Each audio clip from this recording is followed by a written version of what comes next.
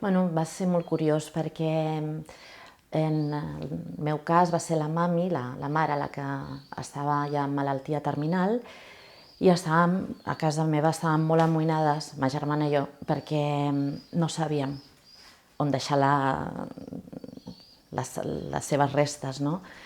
I llegint la premsa em va aparèixer com, no sé, un regal del cel, i mai millor dit, no?